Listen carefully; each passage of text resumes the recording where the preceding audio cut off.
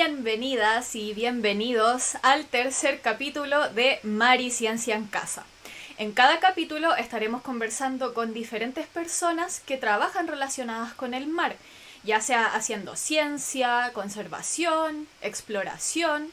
Entonces la pantalla se la toman las ciencias del mar en esta cuarentena. Yo soy Catalina Velasco, él es Felipe Pizarro.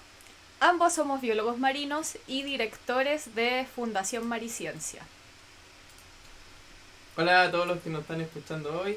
Quiero recordarles que pueden hacerle todas las preguntas a nuestro invitado del día a través del chat de YouTube. Yo voy a estar a cargo de leer todas sus preguntas. Hacemos siempre el esfuerzo de tratar de leerlas todas. Así que también les pueden dejar sus saludos o también otros comentarios. Sí, si de repente ven a Felipe así mirando hacia abajo, no es que esté triste, está muy pendiente de todos sus comentarios. Tampoco es que esté aburrido, porque no. La verdad es que hoy estoy súper interesado en el tema. Sí, hoy día se nos viene tremendo invitado desde el otro lado de la cordillera. El día de hoy estamos con el paleontólogo Sebastián Rosadilla. Él es estudiante de doctorado del laboratorio, lo tengo por aquí anotado, Laboratorio de Anatomía Comparada y Evolución de los Vertebrados del Museo Argentino de Ciencias Naturales Bernardino Rivadavia. Además, Seba es explorador de National Geographic, ilustrador y gran amigo mío. Y si no me creen que es ilustrador y mi amigo, aquí les presento un Seba original, que después de esto podremos vender en muchos millones. Sí. Oye, está bueno ese regalo. Sí, ¿cierto? Así que, bueno, sin más preámbulos, démosle la bienvenida a Sebastián Rosadilla. A ver. Seba, ¿nos escuchas? Los escucho perfecto, ¿cómo va? Bien. ¿Cómo estás? Bien, acá seguimos de cuarentena, resistiendo con aguante. y bueno, poniéndole un poco de onda, haciendo estos encuentros cada tanto, para no olvidarse un poco de la... Te perdimos un momento, Seba, que nos quedamos en no olvidarse de... Estamos teniendo un problema. Estamos teniendo un problema técnico. Seba, ¿nos escuchas? Te estamos perdiendo por un momento. Vamos, Seba, yo sé que tú puedes. A ver, ahí, ¿me escuchan? Sí, ahí te escuchamos. Ahí va. Si nos Perfecto. puedes repetir la parte que dijiste que te estabas recordando de... Y ahí quedamos. No, nada, acá, bueno, un poquito... un poquito también volviendo a laburar un poco con lo que es la tesis, más allá de que no podamos ir al museo a nuestro laboratorio y ver los materiales en mano, bueno, con la bibliografía, con lo que tenemos al alcance de la computadora al menos, vamos avanzando de a poquito. Sí. Tanto yo como los miembros de mi laboratorio. Sí, me imagino que tienen un montón de trabajo pendiente en el computador. Un montón. Pueden echarle mano. Un montonazo, sí. Bueno, este es el momento. Definitivamente yo creo que es el momento en que toda la comunidad científica le está echando manos a esos datos que dejaron a medias. No hay excusa, ya está. Sí. Pero bueno, todo bien, entonces, por allá. Tranquilo. Sí. Genial. Oye, Seba, tú eres paleontólogo, ¿cierto? Antes de que entremos de lleno a la paleontología, sácame una duda. ¿Eres paleontólogo gracias a Jurassic Park? ¿Cómo nació este amor por los dinosaurios? Mira, por suerte puedo decir que Jurassic Park se estrenó más o menos al mismo año en que yo nací y aún así pude ir al cine a verla. Me llevaron mis viejos inconscientes llevando un niño a ver una película de dinosaurios donde hay muerte, violencia y demás. Yo me dormí toda la película, pero se ve que tipo subliminalmente algún cortocircuito hizo. Y bueno, yo en realidad llegué más a la paleontología por un amor hacia lo que es la naturaleza, los animales. Y fue cuando vi en un documental que pasaban de National Geographic justamente, en la casa de mis tíos, vi que aparecían unos animales muy raros que yo no conocía y fui como, ¿qué son esos animales? Y mis viejos me dicen, no, esos son dinosaurios, son animales que existieron hace mucho tiempo y ya no están, ya se extinguieron. Y ahí fue como, ¡boom!, me explotó la cabeza, porque era el concepto del tiempo, del pasado, y de que maravillas como las que tenemos hoy en día estaban multiplicadas infinitamente hacia el pasado, un montón de mundos por descubrir, con criaturas fantásticas como podía ser cualquier dragón, hada, minotauro, lo que quieras que un niño podía encontrar. Bueno, realmente existieron criaturas así. Mira. Así que, obviamente, encantado de la paleontología de siempre. Claro, o sea, al final fue como abrir una puerta, una máquina del tiempo y poder explorar todo esto.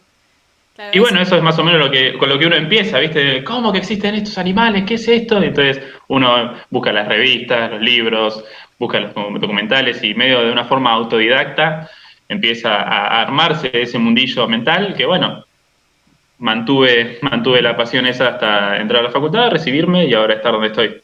Agradecido, perfecto, obviamente. Perfecto, o sea, dinosaurios para siempre. Uh-huh, Ese es el lema obvio. de Seba. Oye, Seba, partamos por el principio. ¿Cómo se Y qué mejor que... Claro, y qué mejor que cierto hablar de paleontología para hacer una cronología de nuestra existencia. Entonces, partamos por el principio. ¿Cómo se origina la vida? ¿En el océano? Bueno, eso es lo que tiene, a ver, como vos dijiste, yo trabajo con los dinosaurios y demás.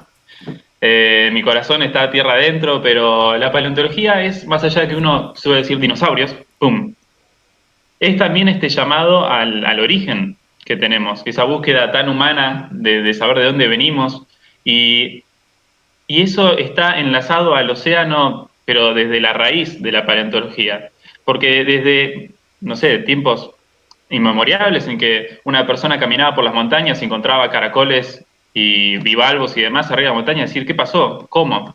¿Cómo es que hay animales marinos acá arriba, tan lejos del mar? Y eso ocurrió cientos de veces a lo largo de la historia, y también es como este cascarón que se abre, que nos habla del cambio, de cómo la Tierra fue cambiando a lo largo del tiempo, y el cambio, el origen, es algo que está en la paleontología desde su núcleo. Entonces, está muy bueno, a mí me gusta mucho, más allá de que yo trabaje con animales continentales, como son los dinosaurios, meternos un poco bajo las aguas y empezar a bucear justamente en busca de este origen. Y justamente hace 3.500 millones de años aproximadamente, es donde la vida comienza a formarse en el agua, posiblemente en aguas marinas someras, que tengan una temperatura bastante cálida y que permitió que las proteínas se uniesen formando alguna pared que englobaba internamente los ácidos nucleóticos que serían los precursores de nuestro ADN. Entonces, esa es como la especie de protocélula que sería el pilar de la vida en la Tierra como conocemos. O sea, finalmente todos venimos del océano. Sí, o del espacio capaz, pero bueno. Fue un meteorito que cayó al océano de una forma u otra. Bueno, de una forma u otra salimos del océano. El océano es nuestra verdadera madre, la de todos nosotros. Así que vamos a tener una vida unicelular durante muchos millones de años, 3.000 millones de años, que es una cantidad de tiempo inconmensurable. Y va a haber bastantes dramas, inclusive vamos a tener ahí, en este mundo unicelular, la primera extinción masiva de la historia, que es cuando las bacterias más primitivas son anaeróbicas, no consumían oxígeno. Cuando aparecen los primeros organismos fotosintéticos, las algas, producen oxígeno en forma de desecho, y este oxígeno era venenoso, entonces eso debe haber ocasionado una mortandad tremenda. Entonces ya inclusive cuando tenemos estos animales, estos seres vivos minúsculos, ya tenemos esos dramas que se van a ir repitiendo a lo largo de las eras. Y quiero hacer un hincapié un poquito cuando empieza el Fanerozoico, cuando la vida, justamente el Fanerozoico significa vida evidente, hace 500 millones de años, en el periodo cámbrico del Paleozoico. Acá vamos a tener un momento que es maravilloso, que es la gran explosión cámbrica. Hasta tiene un nombre así atractivo, la explosión. Bien. La explosión cámbrica. Todo bien. ¿Por qué explosión cámbrica? Porque es un momento de la historia de la Tierra en la cual aparecen una diversidad de animales nunca vista hasta entonces. ¿Y qué es lo interesante entonces? Es ahí cuando aparecen los grupos, todos los grupos que existen hoy en día, ya están ahí, a grandes rasgos. No te hablo de mamíferos o aves, pero sí te hablo de los vertebrados, Claro, de los ancestros, primeros de los ancestros. artrópodos, de las esponjas, los corales, todos ya están ahí, hace 500 millones de años. Y pasan un montón de cosas en ese momento. Vamos a tener, por ejemplo, los primeros animales acorazados, los artrópodos. Ahí aparecen los famosos trilobites, estos animales que parecen una especie de cucaracha mezclada con araña. Bueno, ahí aparecen las primeras patas articuladas. Y esto hace que los animales se muevan. Previamente toda la vida era sésil, como un coral, una esponja. Ahora los animales se mueven, pueden alimentarse por todos lados, pueden cazarse entre sí, cazarse en el sentido de predarse. Sí. Y aparecen los primeros megapredadores. En ese momento apareció un animal que es muy llamativo, si lo vemos, medio una cosa media extraterrestre, que se llamaba Anomalocaris. Y era un animal que era tremendamente grande para entonces, tenía 1 metro de largo. Todos los otros animalillos eran muy Eran chiquitos. muy pequeños, claro. Eran muy pequeños. Y este animal presentaba una serie como una consecuencia de aletas a lo largo de su cuerpo, que se movía una especie como la aleta de un calamar. Bueno, y adelante tenía 2 apéndices con los cuales capturaba a sus presas, posiblemente trilobites. De hecho, hay fósiles de trilobites que tienen marcas de alguna especie de aparato bucal muy parecido al que tenía Anomalocaris. Ah, Oye, ¿cómo se Creo que mantiene sí, eso? sí, eso, para allá también quería preguntar lo mismo, y cómo pueden quedar esos detalles tan pequeños y que a veces, no sé, me imagino a Bueno, veces también que cuando encuentran fósiles no sé qué tan frágiles son. Bueno, en el caso de Anomalocaris y todos estos animales cámbricos, aparecen en sedimentos muy finos, que aparecen en forma de lajas. Ya. Esto se llaman shales, como lajitas, muy oscuras, con mucho material orgánico. Bien, aparecen los animales y es tan buena la preservación que inclusive se ven el tejido blando, no solo la coraza, sino también estructuras que no tenían esa coraza dura que tienen los otros artrópodos, son más blanditas. Entonces, inclusive aparecen órganos de los sentidos, sistema digestivo, animales que son musculares, aparecen los primeros cefalópodos, pulpos primitivos, aparecen medusas. La preservación es tan buena que podemos saber un montón de esa vida. Y entre estos animales chiquitos que escapaban un poco del Anomalocaris, estaba nuestro gran tatarabuelo, que se llamaba Picaya. Picaya es el ancestro de todos nosotros los vertebrados, era un cordado muy chiquito. Tenía la forma de una especie de gusano con 2 antenitas, extraño, pero ya tenía en su interior esto que sería la notocorda, es el prototipo de nuestra columna vertebral. Entonces ya estaba presente en nuestro gran grupo, los cordados, hace 500 millones de años. Perfecto. Creo que yo les pasé un dibujo ahí que demuestra un poco lo que es, cómo era ese mundo. ¿Cuál era Hay ese? algo Es- uno que dice Cambrian Explosion o algo así. No, no lo tenemos. Para no, que llegue. no llegó ese. ¿No llegó? Bueno, listo, no hay problema. ¿Qué es lo que pasa? Yo quiero decirles, este mundo está tan bueno y quiero recomendarles el link que les pasé, ahí los chicos lo comparten en la descripción, que es una página donde te habla un poco de uno de los lugares claves, que es Barge Shale, en Canadá, y ahí te muestran todas las especies que se conocen de ese lugar. Y también quiero invitarlos al que le interese este momento tan especial de nuestra historia, a leer un libro de Stephen Jay Gould, que es un paleontólogo que hizo que aparece en Los Simpsons en el capítulo del ángel. ¿Recuerdan? Bueno, Sí. Ah, él ya, fue, sí. ese es un paleontólogo que existió realmente y fue uno de los mayores divulgadores de evolución y de paleontología. E hizo un libro que es fantástico que se llama La vida maravillosa. La vida ¿Mm? maravillosa. Perfecto. Y el tipo tiene una prosa que es fantástica y cada vez que terminás de leerlo salís y decís, qué maravilla que es todo. Qué suerte que tengo de estar en este planeta. Qué genial. Así que Qué bueno. Para todos los que nos están todos los que escuchando. quieran, Ah, disculpa. Quería decir que para todos los que están escuchando todas estas cosas que está nombrando Seba y otras más, las vamos a dejar en la descripción del video después, ya una vez finalizado todo esto.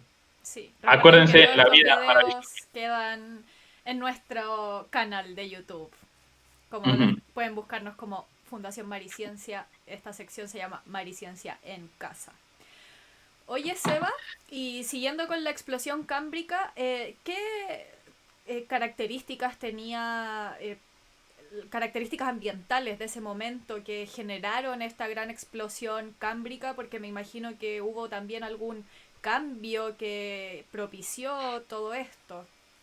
Mira, en lo que es ambiental no sabemos mucho. Lo que vamos a tener es que todos estos momentos en los lugares alrededor del mundo que tienen esta fauna cámbrica suelen ser todos ambientes poco profundos y que tienen un grado de sedimentación muy fuerte, lo que permite que los animales queden preservados instantáneamente y por eso son animales tan delicados que quedan tan bien preservados con su tejido blando y demás.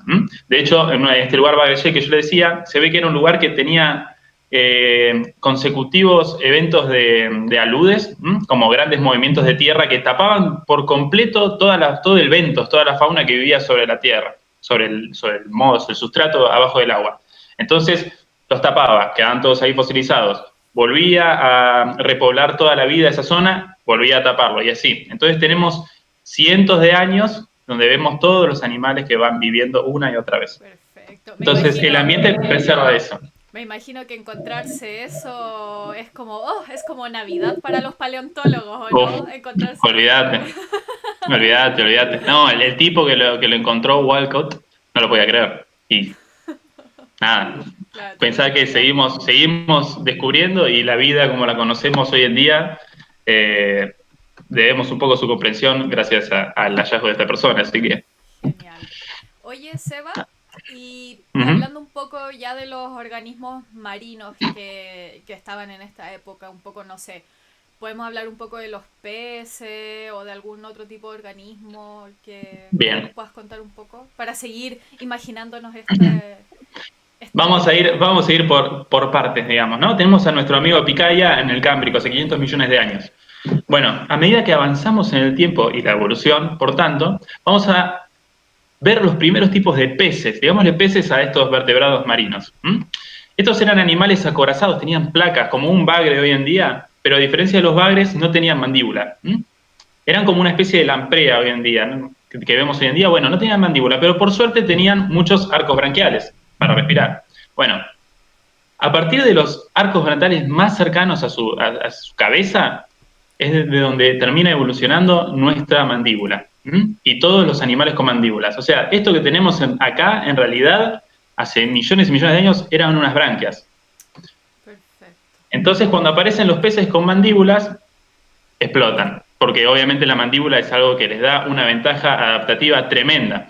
Entonces, para el Devónico, varios millones de años después, vamos a tener, es lo que se conoce como la gran era de los peces. No sé si ustedes vieron esta película de Hayao Miyazaki, que se llama Ponyo, que, No, bueno, se las recomiendo por una cosa. La película es buena, digamos, tiene otras mejores, pero es muy divertido porque la premisa de esa película habla un poco de cómo hay algunas entidades como sobrenaturales en la Tierra que quieren que el océano sea el que lidera el mundo, y volver a sus glorias devónicas. Entonces, en esa película van a ver un montón de animales, de estos peces acorazados que vivían en aquel entonces, que es muy divertido, no lo esperás ver en una película de animación, que nada que ver. Pero bueno, ahí están esos bichos que van a ver, es el look que tenían esos animales. Y eran tremendos, porque había una enorme diversidad de estos animales acorazados, estos peces. Tenías algunos que comían carroña, otros que eran más pastadores de las algas que había en aquel entonces. Inclusive teníamos los primeros mega predadores de los vertebrados. Tenemos un animal que se llama Donclostius, que era un pescado gigantesco que tenía una longitud de aproximadamente 6-7 metros y una cabeza totalmente acorazada con placas dentales que harían una especie de guadaña con las cuales el animal predaba sobre todo lo que había entonces. También en el Devónico vamos a tener los primeros tiburones. Y va a haber tiburones de todo tipo, pero los tiburones se van a mantener como en un espacio poco secundario, porque tenemos toda esta mega explosión de placodermos, estos peces acorazados. Perfecto. También aparecen los peces óseos, como las pirañas, las carpas. La mayor parte de los peces que conocemos hoy en día ya están en aquel entonces. Y también están los peces pulmonados. Y ahí tenemos los celacantos y otros animales que eventualmente, un un poco de tiempo después, hacia el final del Devónico, esta era de los peces, ya empezaron a aventurarse fuera de la Tierra y comenzaron a ser los primeros tetrápodos de los cuales nosotros descendemos. Entonces ya vemos que en ese momento tenemos todos los tipos de peces, inclusive nosotros mismos, que somos básicamente un pez que salió del agua. Justamente eso mismo te iba a decir, o sea, todos fuimos peces en algún momento. Ven, o sea, Todos nosotros seguimos buceando no estábamos tan perdidos, estamos tratando de volver a nuestras raíces. Claro. Bueno, volver a esas raíces es algo que van a hacer muchos grupos de vertebrados a lo largo del tiempo y vamos a ir hablando un poquito. Vamos a ir viendo. Me parece. O sea, claro, ahora vamos saliendo del mar, después volvemos a lo largo de la historia. Y después van a volver y esos son como los que más nos gustan, digamos, ¿no? Seba, mira, aquí el Felipe puso una ilustración tuya de un pez. ¿Nos puedes contar cómo se llama esa especie? Ilustración preciosa, todo esto, para quienes llegaron hace poco a la transmisión. Todas estas ilustraciones que estamos mostrando son de la autoría de Seba, así que doble mérito. Bueno, ese animal que están viendo ahí es Sifactinus. Lo hice hace poquito. Es justamente nosotros tuvimos la suerte de mi laboratorio de encontrar los primeros restos de este tremendo pez en Argentina.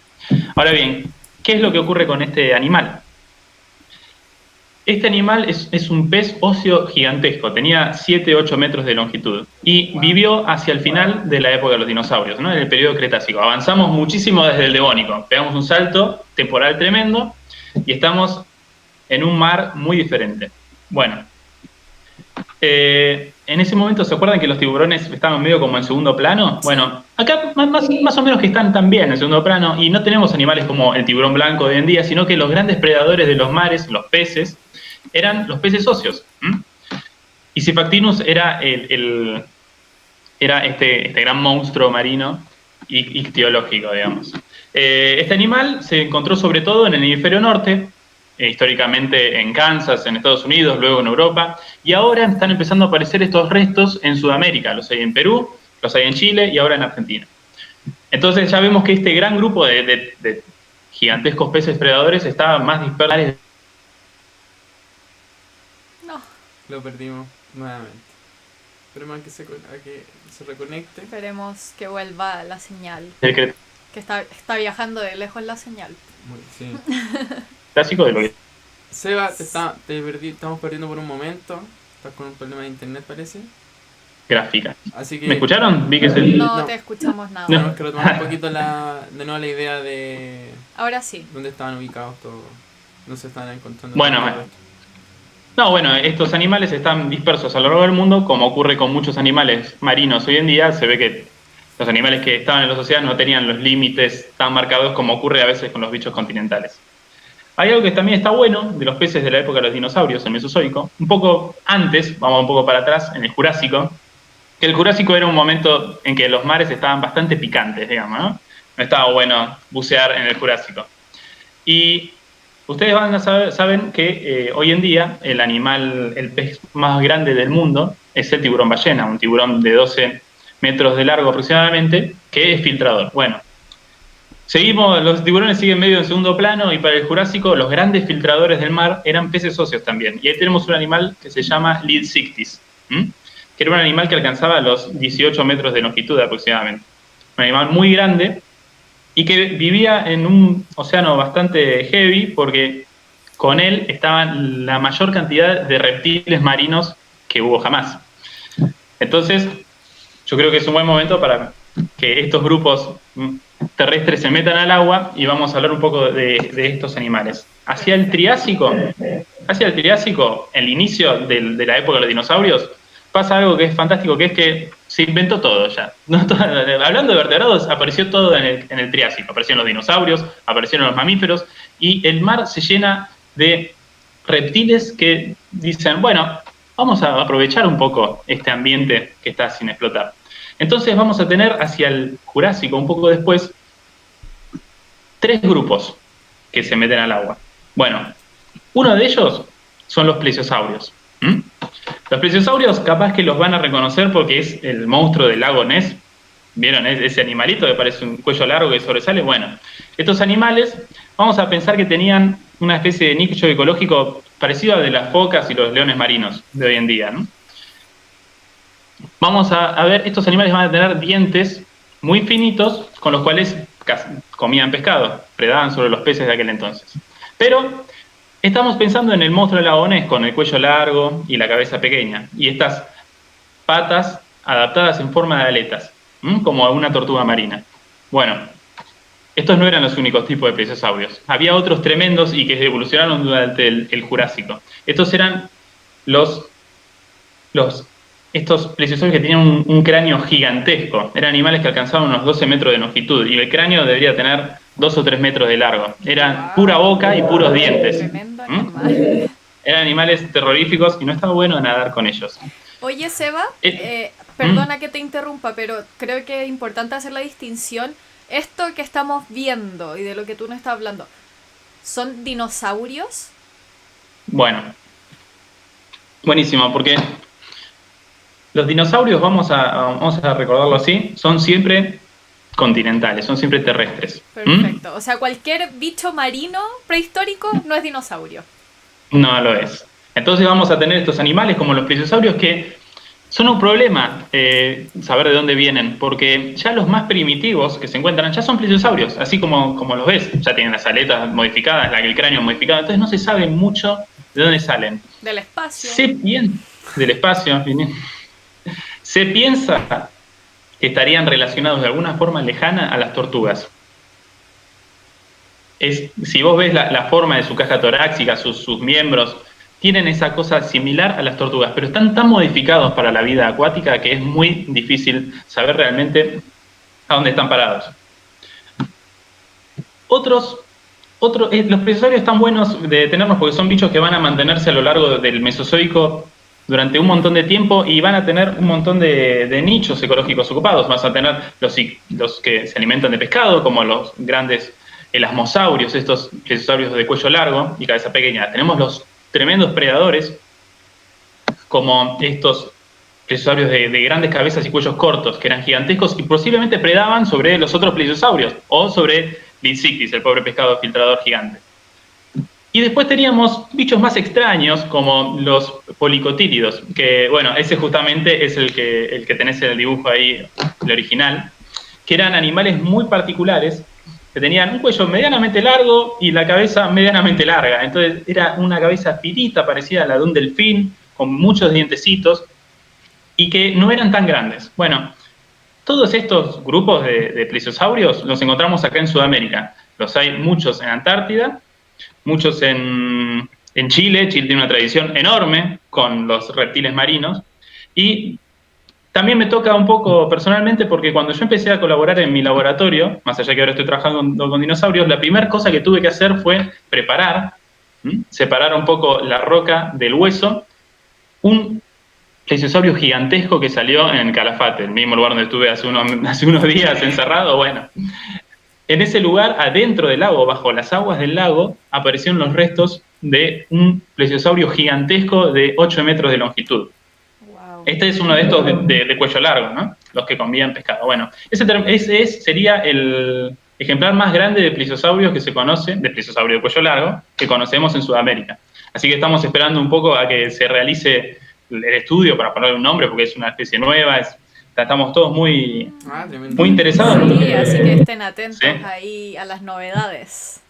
Ojalá, sí. Así que bueno, ahí les pasé a los chicos un poco lo que son las redes de nuestro laboratorio, así ahí vamos a ir subiendo las novedades de los descubrimientos que vamos publicando, cuando hacemos campañas y contándoles un poco de los hallazgos que vamos teniendo. Así que si quieren enterarse, están más que invitados.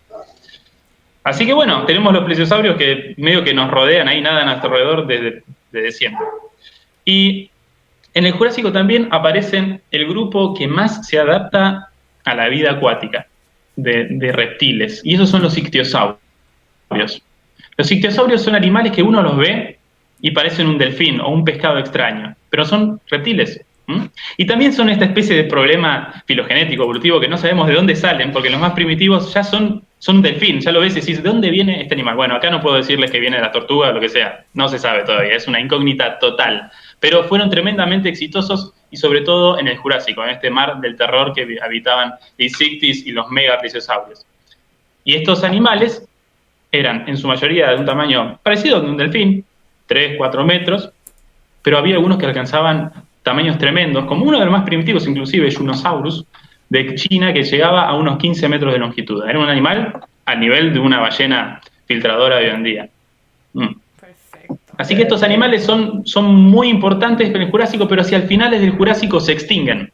No piensen que estos vivían a lo largo de toda la época de los dinosaurios como lo hacen los plesiosaurios. Estos se extinguen ahí. Y otro grupo... Sí, te voy a preguntar lo mismo, ¿por qué se extinguen? ¿Qué pasa? Qué buena pregunta, qué buena pregunta. Ojalá lo supiésemos. Pasa eso en la paleontología. Bien. Y otro grupo que también es súper exitoso en el Jurásico, que está buenísimo, que me encanta y que también se extingue en el Jurásico, son los cocodrilos marinos. Uno a veces piensa en un cocodrilo de agua salada, pero olvídense de los cocodrilos que nosotros conocemos hoy en día, como un yacaré o un caimán. Olvídense, estos eran animales que se adaptaron al agua tremendamente. Sus miembros se volvieron aletas, tal cual. Su cola generó 2 lóbulos, como la de un pez, y estuvieron por todo el mundo.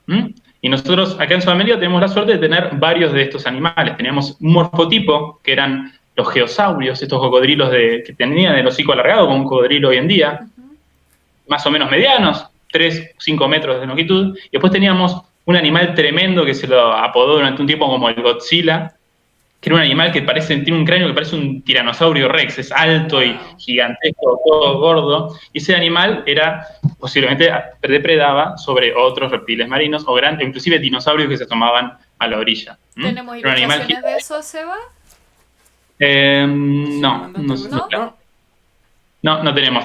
Eso, fíjense, encontrarlos porque son bichos rarísimos, están muy buenos. Pero bueno, eventualmente, cuando termina el Jurásico, pasa esto, que se extinguen un montón de estos animales, y el Cretácico tiene otro grupo de reptiles marinos, y esos son los mosasaurios. Los mosasaurios los conocemos un poco mejor de dónde vienen, son lagartos, están relacionados de hecho al dragón de Komodo de hoy en día, pero son los lagartos más enormes que se tiene registro. Son lagartos que se adaptan a la vida acuática. Su rostro se hace mucho más largo, más hidrodinámico, sus miembros se vuelven aletas, y su cola también se hace larga y tiene un pequeño lóbulo, como una especie de cola de pescado heterocerca, digamos. Bueno, súper abundantes y ocupan un poco el nicho de estos grandes plesiosaurios predadores del Jurásico. Perfecto. Entonces vamos a encontrar estos animales explotan hacia la última época de los dinosaurios, los últimos momentos de la época de los dinosaurios, explotan y diversidad, se encuentran en todo el mundo. Y nosotros tenemos bastantes registros en Antártida sobre todo, y ahora, por ejemplo, nosotros, cuando estuvimos en la campaña en este lugar en el sur, que estuve hace unos días, tuvimos la suerte de encontrar dientes de estos animales relacionados a dinosaurios herbívoros. Capaz que el transporte a lo largo del tiempo los mezcló, o capaz que eran animales que predaban sobre estos dinosaurios. Y eran dientes bastante grandes, piensen, un solo diente era de este tamaño, está al lado de mi cara, era un animal que era bastante importante, imponente. Y si quieren más o menos saber, así cultura pop donde aparece, bueno, en las nuevas de Jurassic World, ¿viste? Es ese animal que lo hacen saltar para comerse un tiburón blanco. Sí. Bueno, tiene un poco de esteroides metido de ese animal, no eran tan grandes, pero igual no eran tan gigantes, pero eran bichos muy, muy imponentes. Ya, perfecto. Oye, antes de que sigamos avanzando en esta línea de tiempo, ¿hay comentarios, preguntas? En realidad hay hartos saludos, mucha gente contenta con lo que está explicando el Seba. Hay algunos interesados por el mate que estabas tomando, que hay un grupo está muy pendiente de lo que estás tomando. Sí, ¿qué estás tomando, Seba? Cuéntanos. Esto es un mate, es una bebida clásica de Argentina, Brasil, Paraguay, Uruguay. De nuestro litoral, y nada, tiene un poco de ritual social entre nosotros. Acá con mi compañero Mauro estamos compartiéndolo, con ustedes a la distancia, aunque no se los puedo convidar.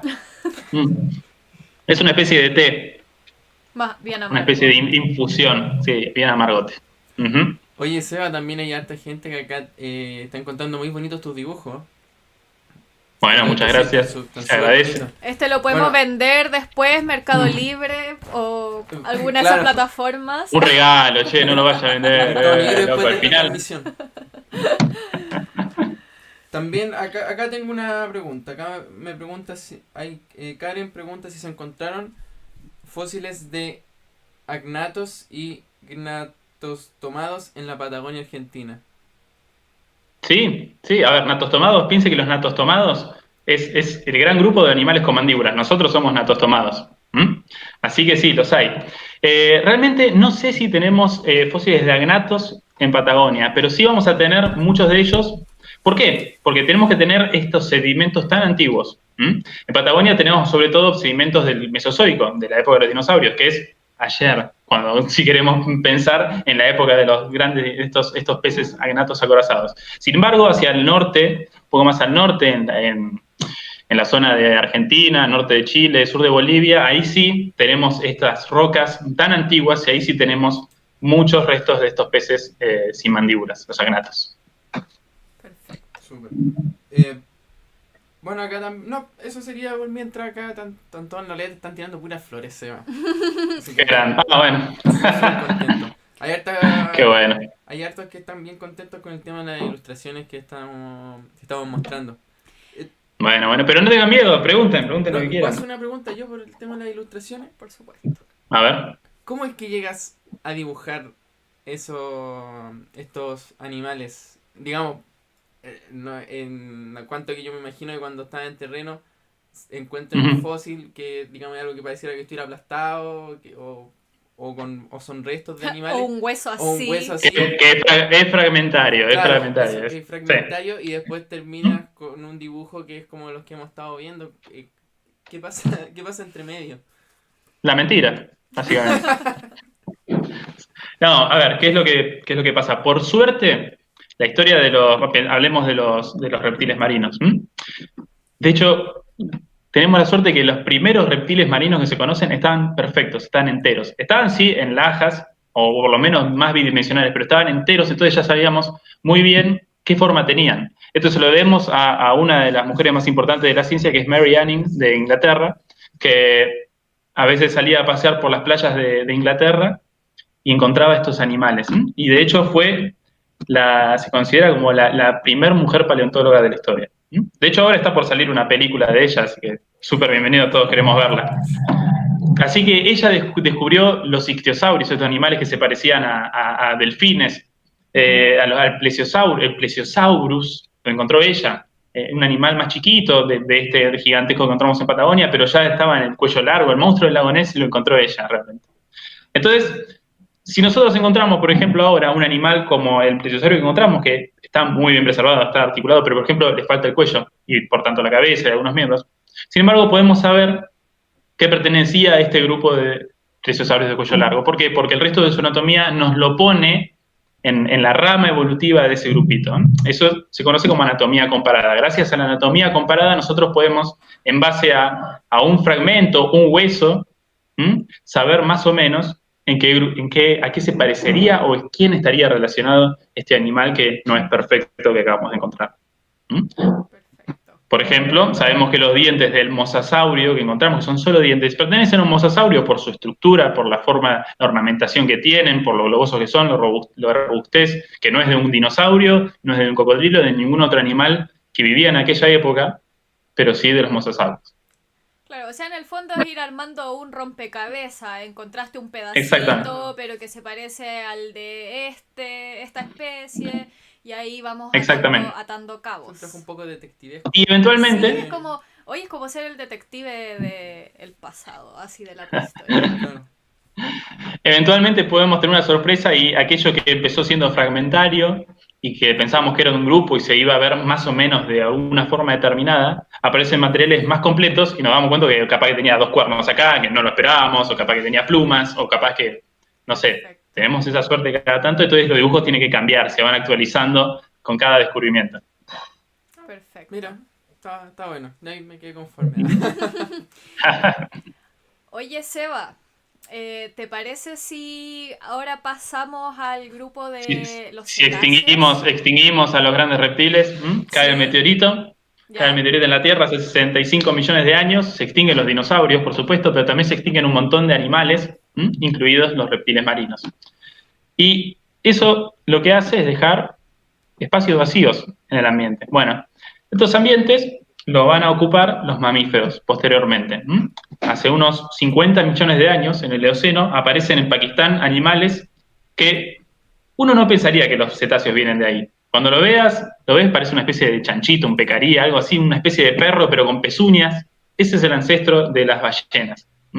Un animal que no parecía tener adaptaciones en su postcráneo, eran patas largas de un animal corredor con pezuñas, piensen en una especie de antílope. Bueno, pero su cráneo ya era alargado y tenía dientes afilados en su hocico para capturar pescado o presas resbaladizas. Se ve que este animal se llama Pakicetus, significa ballena de Pakistán, y es la especie más primitiva de los cetáceos. A lo largo de la evolución de los cetáceos, la evolución de los cetáceos está buenísima porque ves la evolución. O sea, se va armando todo el camino, todo el peinecito, hasta llegar a un delfín o una ballena filtradora. Entonces vamos a ver cómo, sobre todo en la zona del Medio Oriente, vamos a tener estos animales, estos arqueocetos, digamos, ballenas primitivas, que todavía eran terrestres y que se aventurarían cada tanto al agua, como lo hace una nutria quizás hoy en día. Pero a medida que pasa el tiempo, vamos a ver que los miembros se hacen más pequeños, empiezan a hacerse más amplios, adoptando una forma de aleta, el cráneo se hace más importante, más grande, la cola se hace más importante, más muscular, y vamos a tener varios bichos. Ambulocetus, que significa ballena que camina, también es un animal que ya te parecería una especie de cocodrilo mamaliano con pelos. Bueno, y ya se ve que en su columna vertebral, las articulaciones de cada vértebra le permitían este movimiento ondulatorio de arriba hacia abajo que vemos en un delfín o una nutria. o sea, Pero finalmente saliste, o sea, primero fuiste pez, saliste del mar, evolucionaste en algo que parece un perro para luego volver al mar y pasar como por algo que parece un cocodrilo y luego... y volviste a ser un pez después de todo. La verdad que es el peor negocio de todo. Yo me hubiese quedado corriendo abajo de los árboles ahí, fantástico, acá en el continente que es tan lindo. Pero bueno, evidentemente, el mar era algo seductor para un montón de vertebrados terrestres. Siempre, hasta todavía. Siempre. Ahí están ustedes en su club. Sí. Así que... Pero algo que es muy loco es que más o menos al mismo tiempo en que aparecen estos antiguos cetáceos, ya hay cetáceos más derivados. O sea, ya tenemos animales que son una ballenita nadando con aletas y cola así con los dos lóbulos, así como un delfín, al mismo tiempo que aparece el Pakicetus. Entonces es posible, esto no quiere decir que salieron de distintos lados, sino que el origen es realmente mucho más antiguo de lo que nos están diciendo los fósiles. Entonces, nosotros en Antártida tenemos restos de los arqueocetos más antiguos, que era un animal pequeño, digamos, tamaño delfín grandote, una especie de ballena piloto. Pero eran estos arqueocetos que vieron que, por ejemplo, un delfín hoy en día tiene todos los dientes iguales.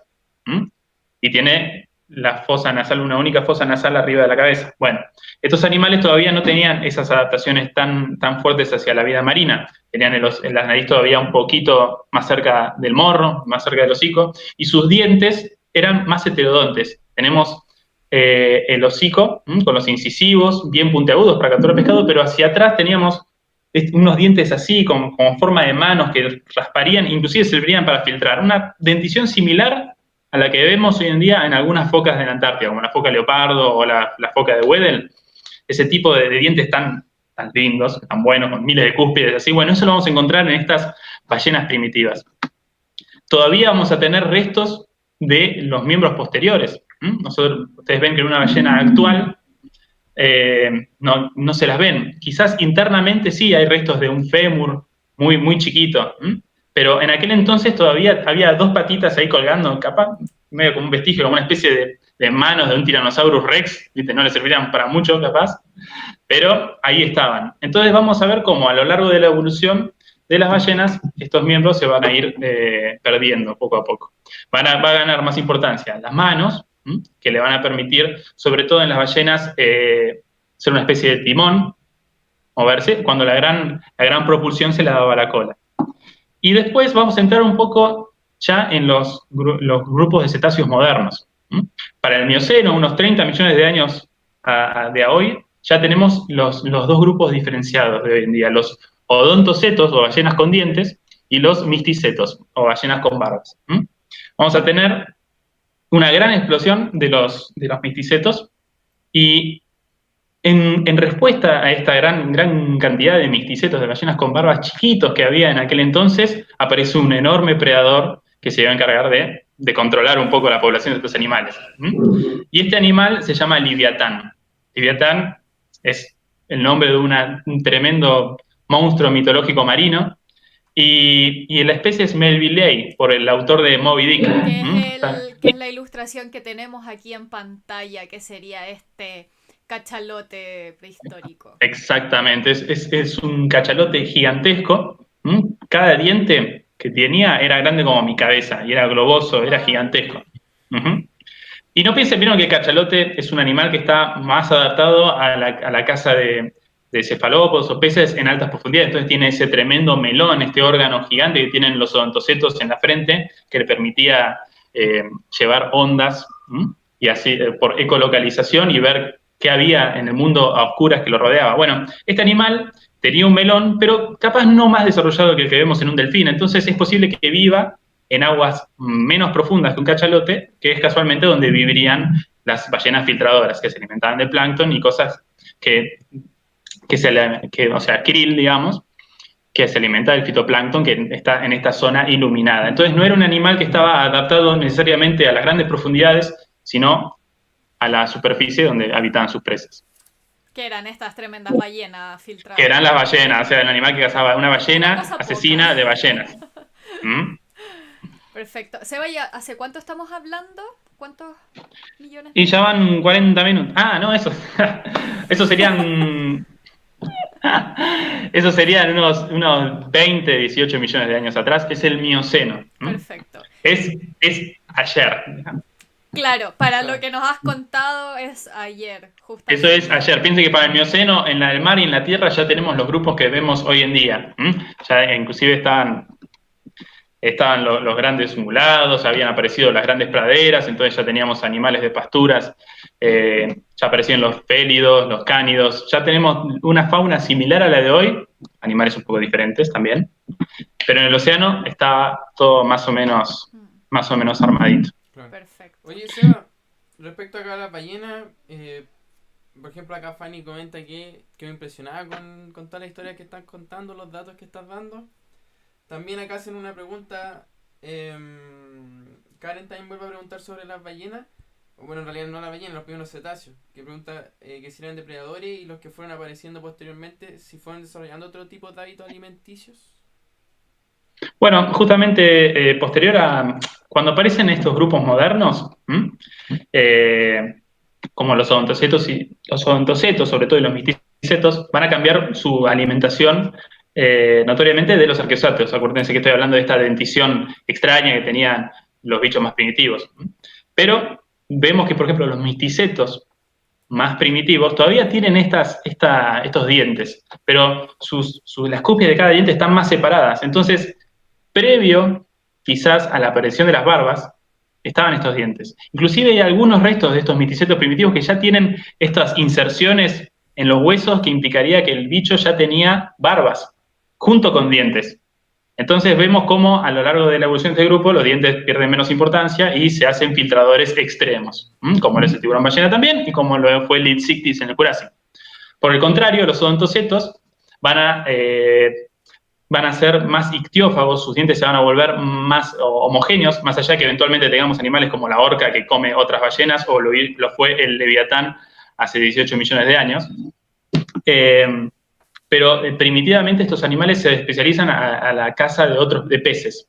Y al mismo tiempo desarrollan este melón que le da esta forma abovedada, redondeada de la cabeza, que es como una especie de quinto sentido que tienen ellos, con lo cual es una especie de sonar, podían detectar sus presas a su alrededor. Entonces, nada, o sea, se adaptan notoriamente a un tipo de alimentación distinta a la que tenían sus ancestros. Los dos grupos, misticetos y odontocetos. Súper. Oye, una pregunta relacionada con la alimentación. ¿Cómo sabemos qué es lo que lo que comían en ese entonces? ¿Es también por estas, digamos, pistas que nos van entregando los restos? Exactamente, sí. A ver, nosotros capaz que el leviatán saltaba y agarraba frutos de los árboles de la orilla, no lo sabemos, también así podía hacer eso. Pero lo que nosotros consideramos más parsimonioso, más creíble, es que esos dientes puntiagudos y gigantes servían para cazar animales, como ocurre en el resto de los animales del mundo. Si vemos un bicho que tenía muchos dientes iguales en forma de puntitas y igual que un gavial, un cocodrilo, son animales que cazan peces. Es algo que es esta anatomía comparada que les decimos. Y la mandíbula, sobre todo en los mamíferos, nos da un montón de pistas sobre de qué se alimentaban estos animales. Bueno, y también si hay paleontólogos suertudos pueden encontrar depredador junto a las presas, me imagino, y ahí se va armando el rompecabezas. Exactamente, sí. De hecho, bueno, vamos a hablar un poco del pescado ese cefactino que estuvo hace un rato. Bueno, hay un fósil de uno de esos bichos que murió comiéndose otro pescado. Entonces está el bicho ahí con el pescado saliéndole. Así que hay un montón de casos. Conveniente. Sí, conveniente. Sí, sí, sí. Sí. Bueno, Seba, vamos llegando al final, lamentablemente. Antes de irnos, ¿podemos cerrar brevemente la historia de cómo pasamos a este cachalote primitivo a los que conocemos ahora, por ejemplo? ¿Hubo otra explosión de biodiversidad o ya es más bien historia conocida? Y ya es un poco la historia conocida. Realmente, como a partir de entonces ya vamos a ver los grupos que vemos hoy en día, ¿no? Perfecto. Vamos a empezar los delfines más antiguos o los misticetos más antiguos. Eventualmente los misticetos empiezan inclusive a ganar más tamaño y aparecen las grandes ballenas como la ballena Sei o la ballena azul, que antes eran todos más chiquitos.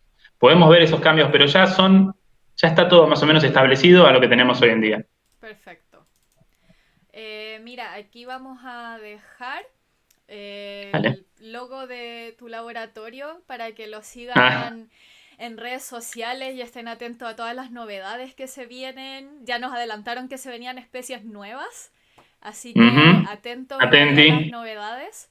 Seba, antes de despedirnos... yo creo que tenemos espacio un par de preguntas más, ¿no? Sí, o sea, antes de despedirnos le iba a hacer la última pregunta, pero dale. Antes de entrar a esa parte, por favor. Acá, por ejemplo, que Jorge preguntaba hace un rato, preguntando por el tema de las extinciones masivas. ¿Cuál fue el impacto de estas extinciones masivas en la pérdida de biodiversidad en el océano? Bueno, es una buena pregunta porque algo que nosotros, que se ve en el registro fósil, es que las extinciones masivas suelen tener más importancia, más impacto en los ambientes continentales. Mientras que usualmente en el agua hay impacto, se extinguen un montón de grupos, pero no tanto. Y esto puede darse a que el agua es como más estable, su ambiente es más estable. La temperatura a lo largo del planeta es como que el agua la que moldea un poco el clima del planeta, entonces es como que primero viene el agua y después el impacto en lo continental.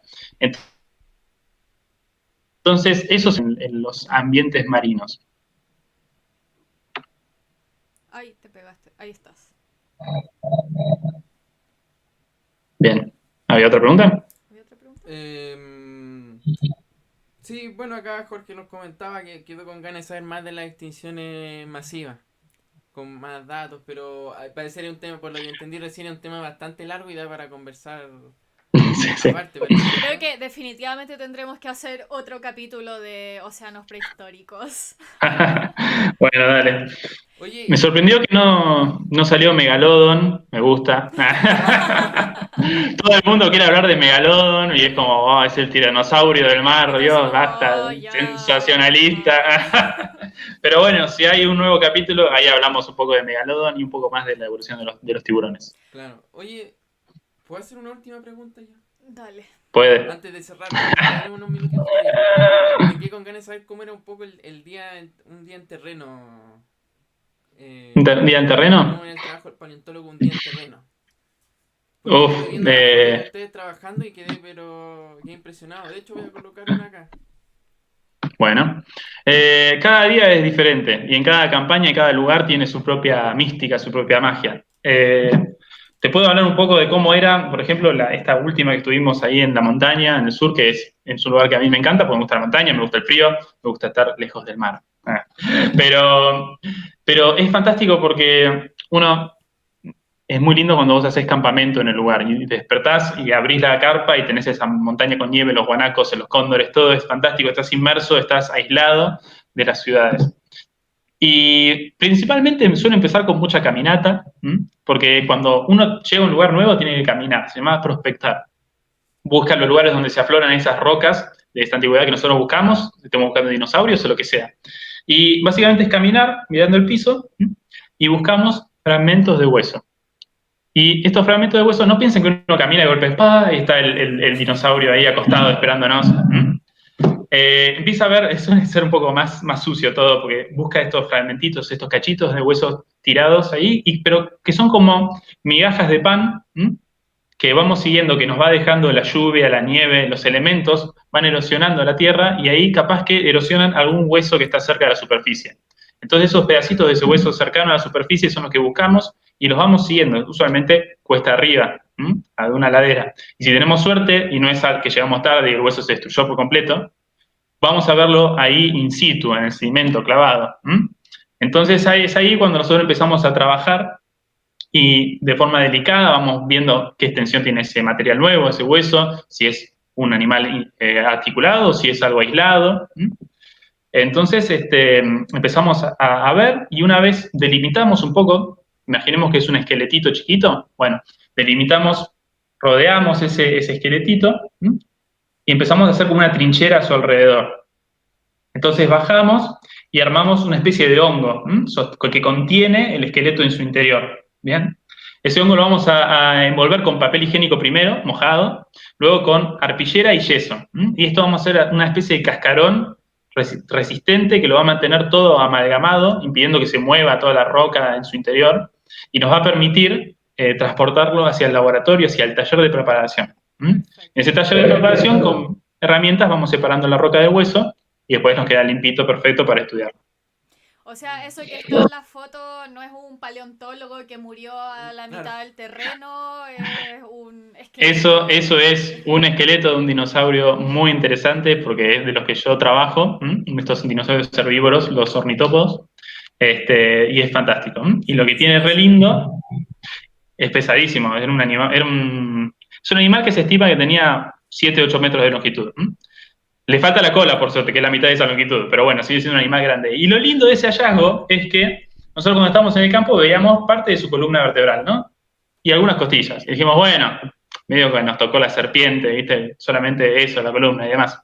Y cuando lo fuimos a preparar en el taller meses después, apareció el cráneo espectacular completo. Y es el primer cráneo entero de este grupo de dinosaurios. Así que se viene un trabajo re lindo de estudiando cómo era la anatomía de ese cráneo, nos va a permitir hacer la evolución de este grupo, cómo era su cerebro, cómo pensaba, cómo sentía, lo que sea.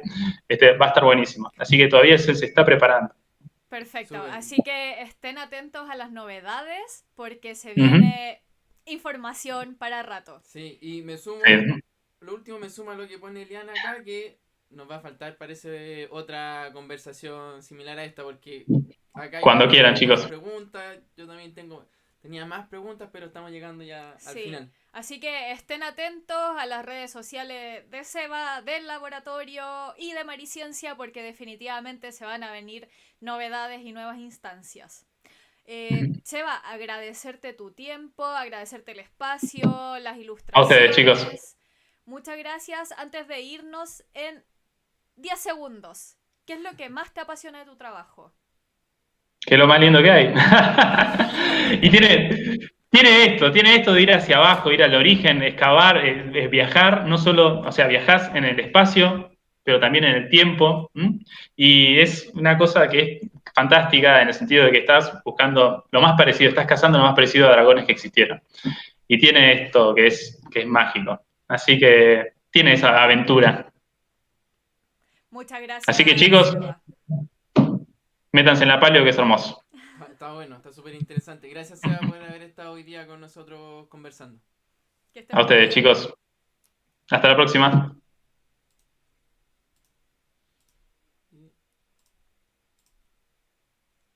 ¿Qué te pareció? Quedé con ganas de más, sí.